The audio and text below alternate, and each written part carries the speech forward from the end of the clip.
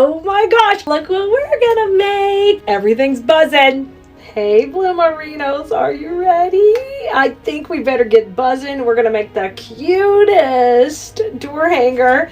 It's a little pocket, and we're gonna fill it up with the cutest bees you ever saw. Guess what? It's a kit, so you better grab it before it's gone, and I'm gonna show you how to make it. Let's get buzzing. We're gonna work with this cute bee container and fill it with the cutest florals and some bees. And the only thing you're going to need with this kit that doesn't come along is you're going to need a little floral foam, and you'll of course need wire cutters and glue to be able to put this cutie together. So our container is adorable, and it comes with a little sawtooth hanger on the back, so it's ready to hang. And what we want to do is fill it with luscious florals, of course, including some greenery.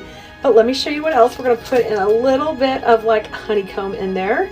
And look at this group of bees we're going to pop in there too. Oh my gosh, this is going to be so cute. We're going to put these in.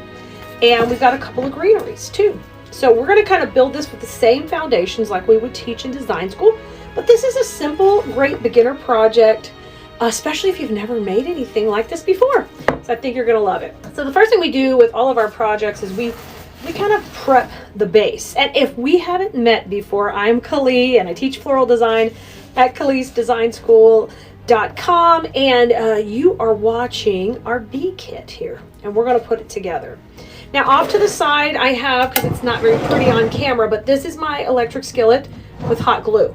Okay, so I kind of keep it out of the frame usually, because you never know what's floating in this puppy. But we're going to dip our foam into the glue and then put it right into our container. So this piece is cut just perfectly to pop in there, just like that.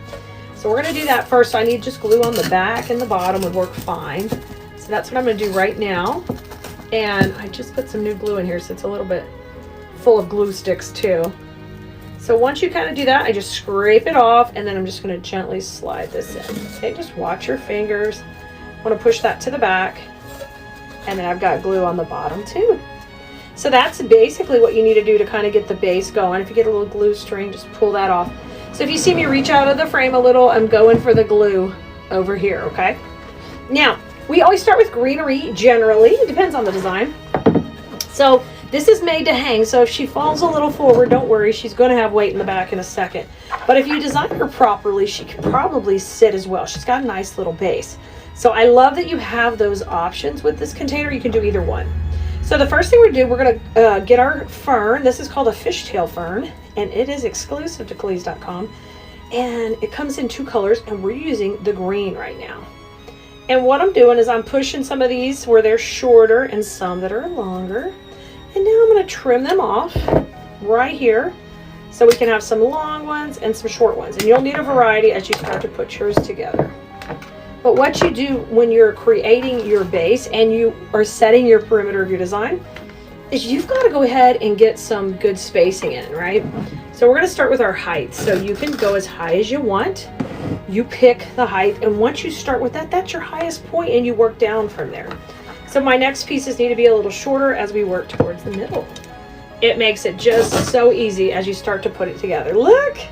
These kits always go fast because they're fun, and they're such a cute project to make with the family. Like if you want something simple to make with the grandkids, the only thing you have to supervise is the glue, but literally you can push this in the foam without really gluing it in, and it will hold up for a while. I just like to build things, you know, where they're going to stay together for a very long time, so that glue is kind of necessary.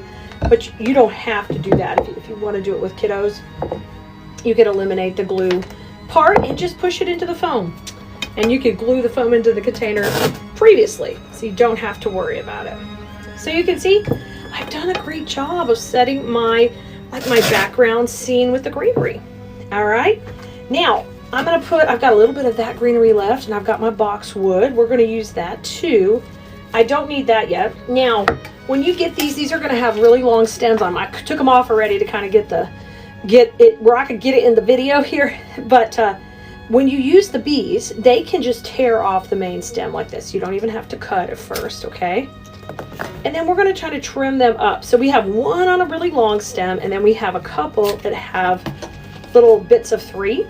So you know how we had our bee flying at the top? Now this is so fun for you to decide, you know, kind of how tall you want that. Like, do I want to go way up high and have this really wispy? Or do I want to keep it tight and clustered to the big bee below? It's totally up to you. But I'm going to put my first bee in. I'm going to trim her down a little bit. And I want her kind of soaring up there towards the top. Oh my gosh, she's almost out of the camera here. I'm going to put her in first. And then I want you to grab the honeycomb piece. And we're going to kind of shoot that off to the side. Yes, yes. So with this one, I'm going to leave it pretty much together. I'm just going to cut its grass off a little bit right down here so I can make it shorter. And we're still going to use it. Now you can shape these up how you want. I think it's kind of fun to move them around. Look at there. So it gives you that neat little dimension. And trim that stem to the length you want it. And then I'm going to pop this in off to the side. Yeah, right there. And I'm going to kind of make these a little bit geometric, moving around. So we got one bee. We've got our geometric shapes. Let me give them some wiggling. There they go. See if I can get that one playing a little and this one moving forward. Okay, perfect. Now look how cute it is already. We got a whole flock of bees on the table too that we haven't even put in yet. But we want to layer in a little greenery. So grab your cute little boxwood. We're going to use 3 of these pieces a little bit longer. So I'm going to cut them and leave the rest on the bush. We're going to come back to it. And with these, we want to create some dimension by putting a few pieces in right now. So clearly you're kind of covering that up, and that's exactly what we want for this look. We want to layer it in a little bit. So that's one of the hardest things for new designers to really kind of understand, that the layering and the dimension is what makes your work stand out.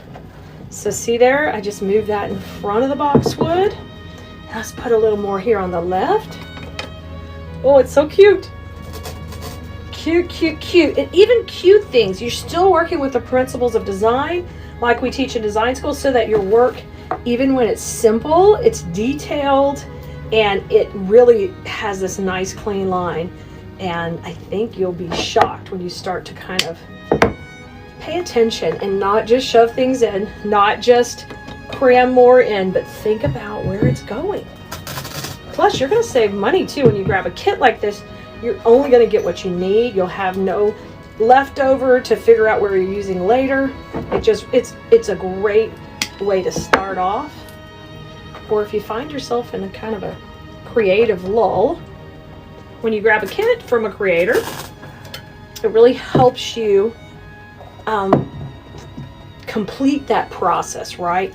All of our kits come with kit sheets and QR codes that'll take you right back to the supply list or the video on our website if it has a blog post, and help you get right back to what you need to create the design you're doing.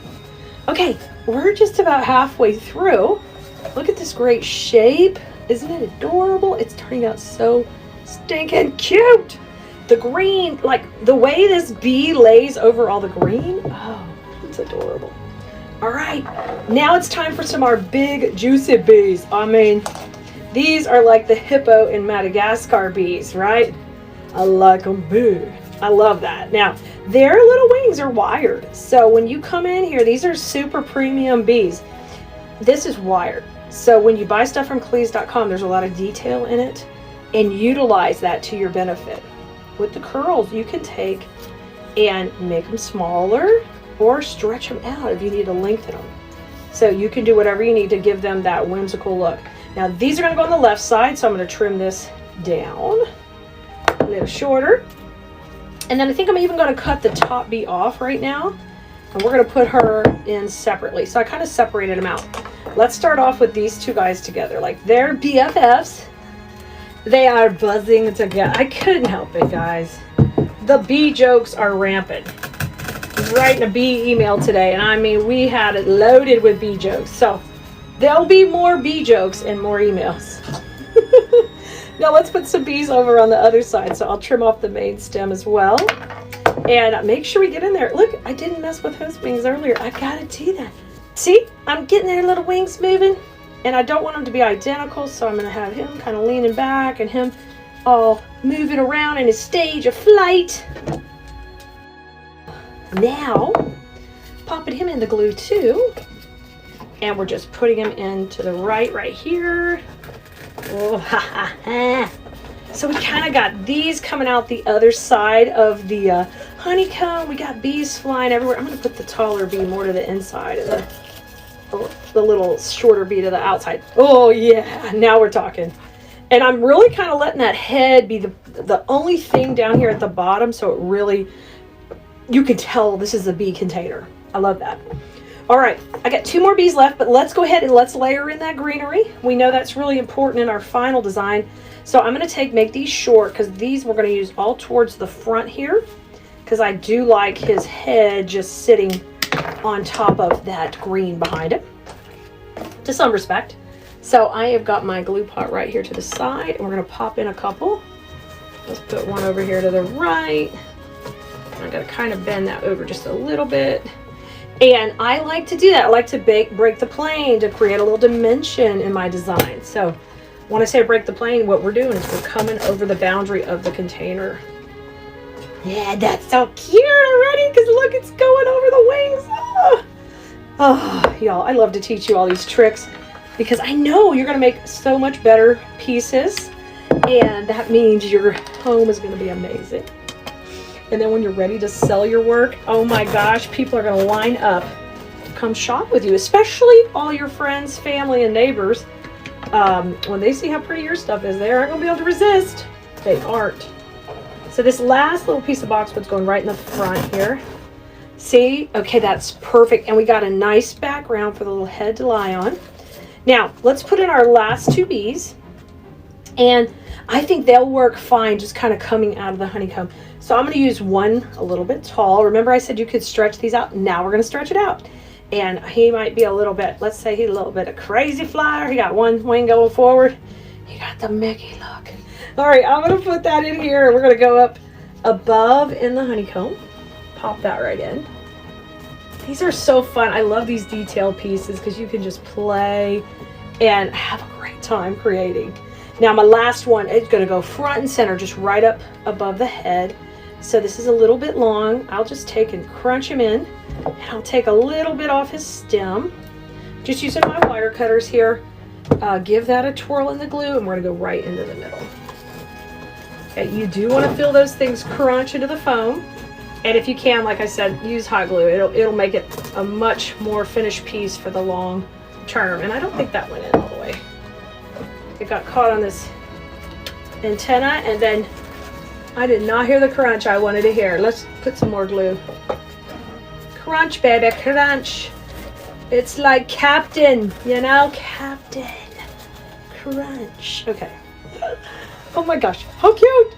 Oh, it's so adorable. All right, next step.